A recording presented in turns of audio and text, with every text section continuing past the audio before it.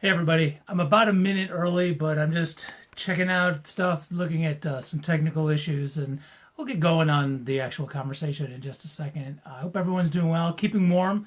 Uh, it's still cold, but it's February in Rochester, and that's just the way it's supposed to be, so that's a good thing.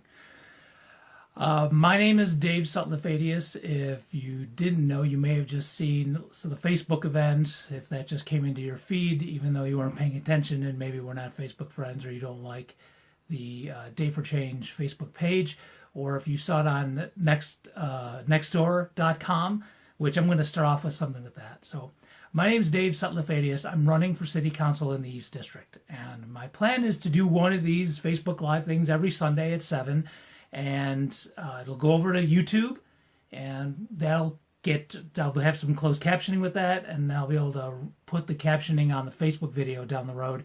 So if you're not watching this live, you can come back and it will be captioned. So, and I will be doing some videos as well in ASL, as I am a signer myself. So I'm going to talk this week about policing in Rochester, and there's a couple main things that I want to touch on, but before I do, I got to address a couple of things. I mentioned nextdoor.com, which I'm on. I live on Kansas Street in the North Winton Village, and I don't know if it was because of my post about this talk on Facebook that brought it up, but somebody seemingly on their own started put a comment about why we shouldn't be picking on the police, and that's my words, not his. But there was a lot of the same comments that that we've heard for a while, that advocates have heard for a while. That what are we gonna, if we don't like the police so much, would we call them if somebody robbed our house? And the police have a tough job and things like that. So I want to address those really, really quick before I get into the meat of what the conversation is going to be. So the whole thing, would I call the police if somebody had robbed my house? Yes. Yes, I would. I would call the police, and I would expect them to come and do their jobs, and there'd be a police report and hopefully find my stuff. But if not, at least there would be a report so I can contact my insurance company. The thing is, just like I would want that robber who broke into my house and took some things of mine, I would like that person to be held accountable.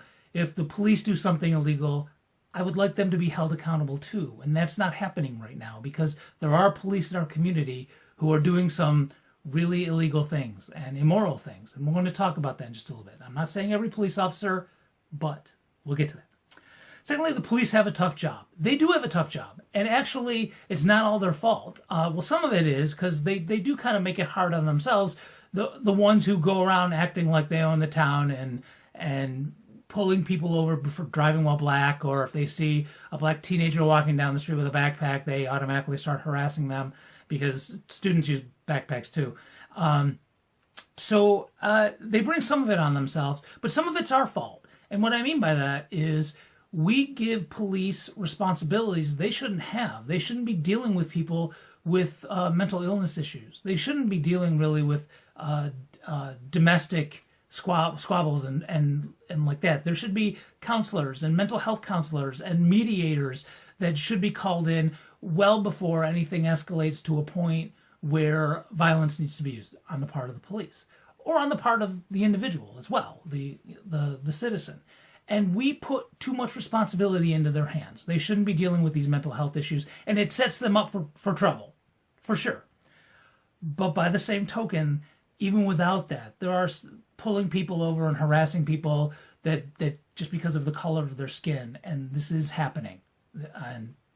And there's a lot of police patrolling in depressed areas and poor areas of our city that is mostly people of color. And these are folks that don't live in Rochester, and it's basically an occupying force. I mean, they have military force, and no one should have to live that way.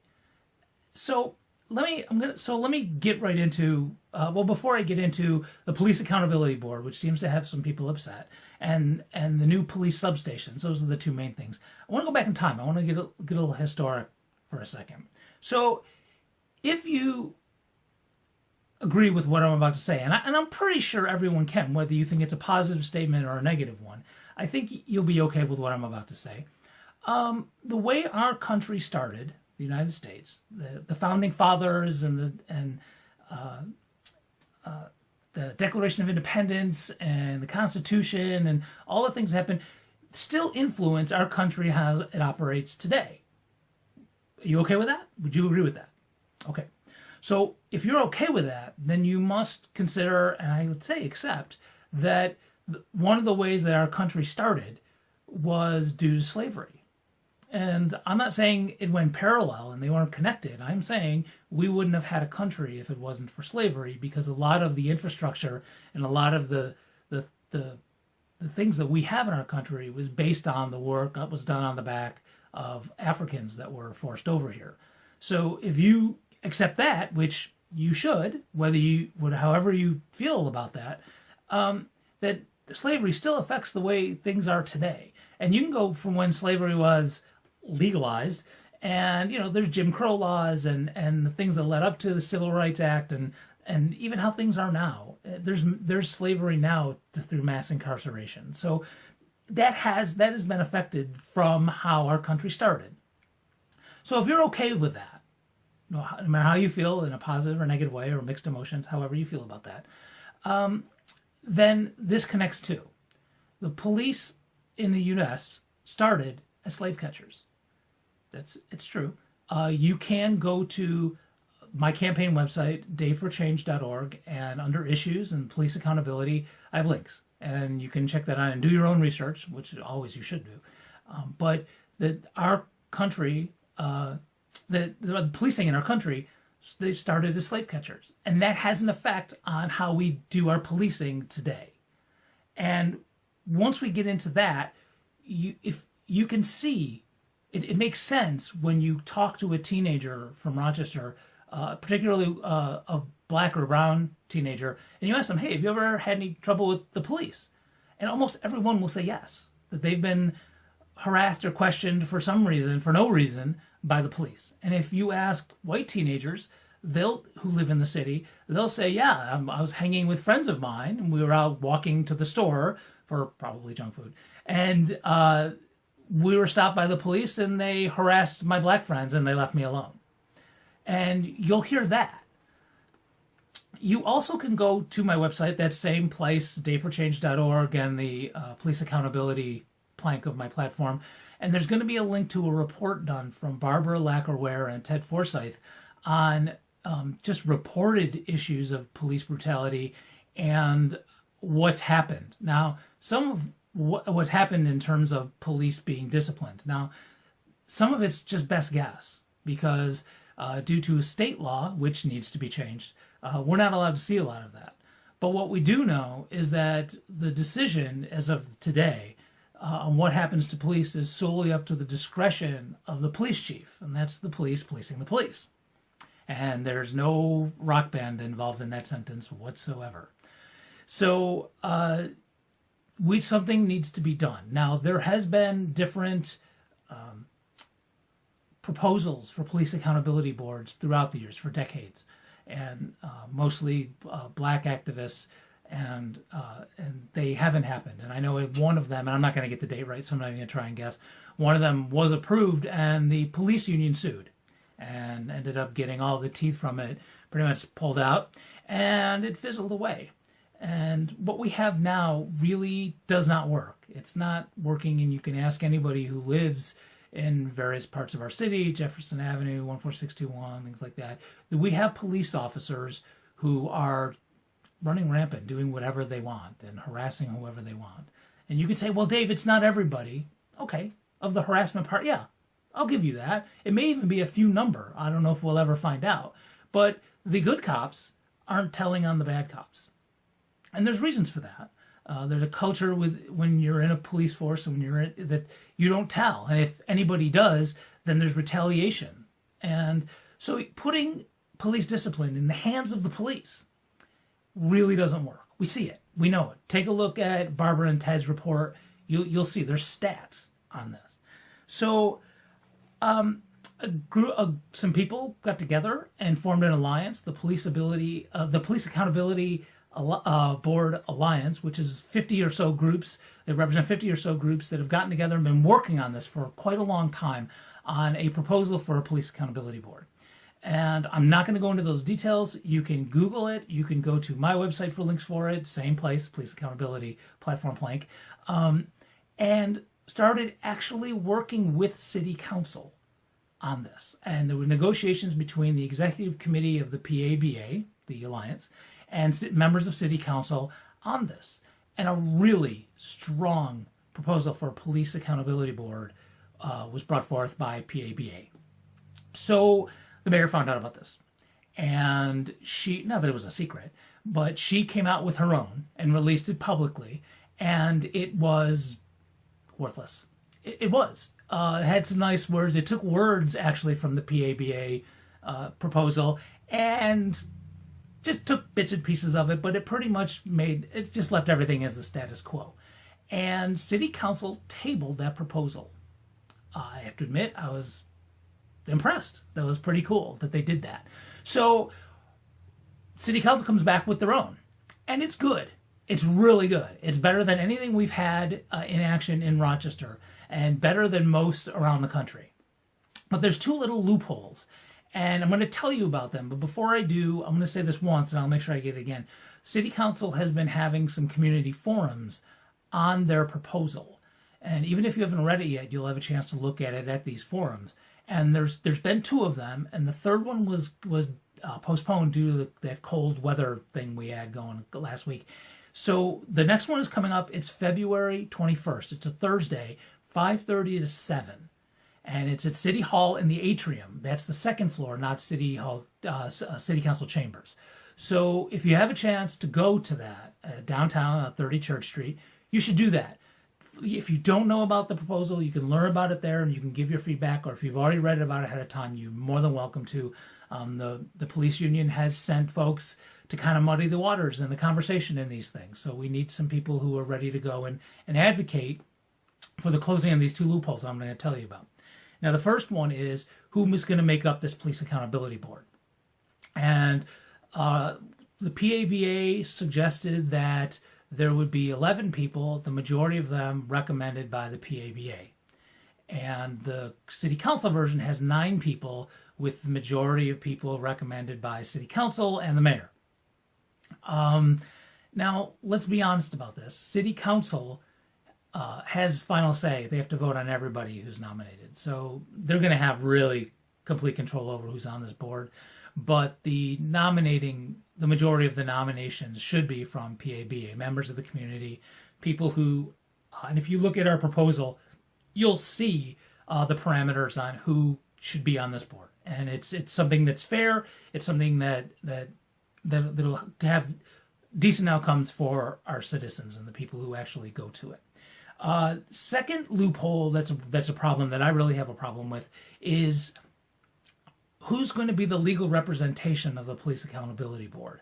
If there are any lawsuits or anything like that, City Council's proposal says that corporate counsel of the City of Rochester should be the PAB's legal representatives.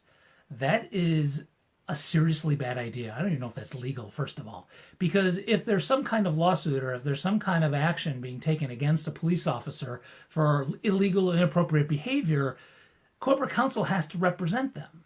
So for corporate counsel to represent both the police officer and the PAB, conflict of interest there. Now, that's just the systemic issue. The actual what's happening on the ground right now is the current corporate counsel does not like the idea of PAB and has said that he believes it's illegal to have this thing, which we've shown it's not. And in fact, the city has actually spent money to ask Harris Beach, which is one of the biggest law firms in town, if that's true, if this is a legal thing we can do, and they have said yes. So the city's own money paid for lawyers, and they said, yes, this is totally cool, we can do this. So having corporate counsel be PAB's legal representation is a huge conflict of interest, just systemically, no matter who the corporate counsel is, but specifically with this one. So those are the two loopholes that we need to have City Council close up, and they may be even voting on this thing in March. So going to this forum, and I have an alternative if you can't make it in just a second. It's Thursday, February 21st, and from 5:30 to 7. It's at the City Hall, second floor in the atrium. And if you can't make that, you can email City Council. And I think President Scott will end up getting the email at some point. And that email address, and I'll say it a couple times, is council@cityofrochester.gov. council@cityofrochester.gov. And you can drop them an email and let them know what you think if you can't make it to the forum on the 21st. Okay, so now there's something new that's coming up, and it's something that's not as urgent, that has a little bit of a longer time frame, but it's still important, and it discusses, it speaks to how we do policing here in Rochester, and also some alternatives as well. Now, there's a lot of things we can do to deal with what we call crime or social infractions, or however you want to put it, or mental illness and things like that. I'll get to that in just a second. But let me tell you what the other thing that's happening. The city is planning on building 3 new police stations, and closing 1 and building 3. So for a total of 6. Right now we have 4. And this is going to cost over $10 million each. And I'm going to address mostly, for a second, the one that's in the East District, and that's going to be built on the corner of East Main and Laura Street. It's right next to the RGRTA garage on East Main Street. This is a bad place for it to go. It's going to displace people from their homes, and it's in a neighborhood that is in danger of being gentrified and pushing even more people, not just in the houses that are on the lot and the land where the police substation is being proposed. That it's going to raise property values, and it's going to force people out of their homes. And we're having that problem enough in other parts of the city. We don't need it there. It is an issue. Excuse me for one second. So they want to spend over $10 million on this. And we don't really have it. I believe most of it's going to be through borrowing, through bonds. And I have a problem with that. And if we have that kind of money to spend, think about this for a moment. What if we had $10 million to spend on the area that what they're calling the Goodman Section Police Station covers? What if we had $10 million to do some things instead of that police station? We could keep our libraries open 7 days a week. We could increase our recreation hours. Both of those have been shown to reduce crime. There's a link on my platform. If you go to dayforchange.org and the issues tab, increasing library hours. And I'll be doing one on recreation centers as well in the near future. So that reduces crime. What if instead we hired, like I mentioned before, those mental health counselors to respond to incidences where there's an issue with that? I believe we have a small squad of people who are supposed to, but they're stretched very thin, and it's not used very well. We need more people. What if we did other things with that money that improved people's standard of living in the district, which will reduce crime? If we do things that actually get rid of poverty, that will reduce crime. Will they totally get it? No, not totally get rid of it 100%. You can't police your way out of crime. You just can't. It's never worked. And you can have RoboCops all over the city just swarming around, and it'll just move things to different places. And the reason we know that people commit certain crimes, a lot of it has to do with economic standing and generational poverty and systemic racism and all these other issues that many times the police just make it worse. So if we had that kind of money to spend on police stations, then we should instead invest that money in our communities to make everybody's lives a lot better, which will make us a lot safer. So that's just for the one on East Main Street and East Main and Laura. There's another one being built in the Genesee district, I believe, around Bull's Head, and another one that's out on Ridge Road where the old Peeler car dealership is, East and Lake. And I don't think we should be spending money on any of those. We should be reducing the role of police in our society, in our city. Let's just keep it to Rochester and keep it in the East District. We should be reducing the role of police and spending our resources and our money in places where it'll be better served. It'll be more effective on fighting crime, and it's just more humanistic, and it's a better use of our money. So there's going to be things coming up. I know this Friday at 461 Webster Avenue. It's a neighborhood church. There's going to be a meeting about the substation at East Main and Laura, the Goodman section, and I believe that's taking place at 5 o'clock. I want to say it might be 6. I'd have to go ahead and check. You can look on the internet. You're on Facebook now, or on YouTube. If you're watching this later on YouTube, you can check that out. But it's going to be Friday, 461 Webster Avenue, if you want to learn more about the substation, and especially if you live in that area, more specifically in that area. I will say, if you're voting for City Council in November in the East District, then this would be the police station which will be servicing your area, our area. So you do have a stake in this, even if you don't live on Laura Street or East Main. So you should, if you can make it on Friday, that's awesome. If not, just stay tuned. You can stay tuned to my social media. I'll be talking about it as this process goes on. And there'll be opportunities for you to give feedback. I'm sure there'll be hearings and forums and all that kind of jazz where you can give your 2 cents. But if you're somebody who thinks that we need more police and that's going to solve all of our problems, I ask you to talk with me. Let's have a dialogue about it, because I'd really like to see people who, for lack of a better term, commit crimes. I really don't like that expression, but who commit crimes. I think we can support them in a way that's a little bit more humanistic, that's a little bit more cost effective. If you're a numbers person, if you're all about the money, I think there's better ways for us to do that. Another way I would like to use our money, actually, this kind of coincides with something I went to that has to do with a state farm worker rights bill that people are trying to get passed at the state level.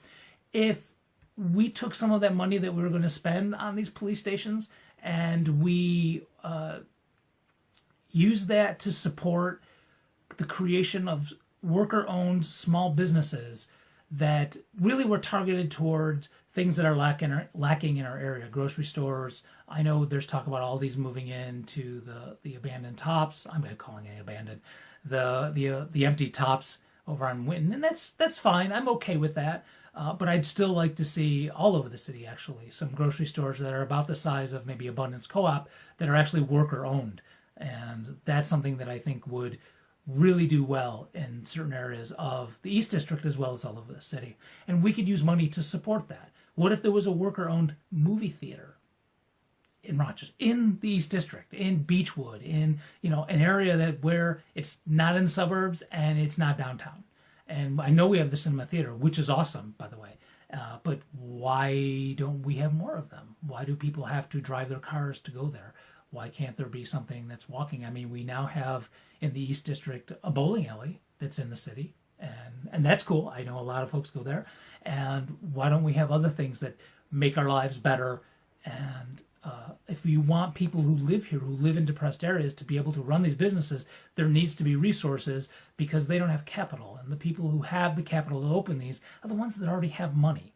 And that doesn't help poverty, and that doesn't help crime, and that further ensconces the police to deal with all of these issues. So looking at some economic ways of using this $10,000 that they want to spend on a police station to bolster members of our community who we look at as the people who do all the robbing, the people you're afraid of when you walk down the street, all of the people that the police like to pull over and ask what's in your book bag and things like that. If we had a really good year-round teen jobs program for the city, I think that would, I know it would prevent a lot of our youngsters from actually selling drugs for a living. And, well, which is going to be interesting. We're going to talk about legalization of marijuana down the road, and that's not for today. So those are the ideas that I have. Feel free to mention stuff in the comments. You're more than welcome to reach out to me by email. You can do it through the form at the website, dayforchange.org. Day for Change is the handle for all the social media we have here on Facebook, which obviously, if you're watching it here, Twitter, Instagram. We're even on minds.com, which we're giving a try. It's supposed to be an alternative to Facebook. We're just seeing who's on there. But you're even welcome to go to minds.com, and Day for Change citycouncil.org is the handle. And let's just keep talking about this. Throughout the campaign now, the election day is November 5th, which I know is a long way away, but each week there'll be a new thing coming up that I'll be talking about. I think next week, someone mentioned this on nextdoor.com, so I thought, what the heck, I may as well go ahead. I'm going to talk about education and city council, and when I'm elected to city council, what I'll do to help schools, because I know 33 was just named to be in receivership, and there's a meeting coming up at East High. I guess East High must be going back on. And there were 10 schools around the city that were being put into receivership for the state's the state education department. So I want to talk about what city council can do, and even the mayor a little bit, because I'm definitely against mayoral control, but we'll get into that. So next Sunday at 7, I'm going to talk about what city council can do and what I will do as a city council member to help our schools. So thanks for tuning in, whether it's live or if you're watching this after it's already been recorded. Please, let's keep talking. Let's throw some ideas around, and let's make some change. Thanks. Take care.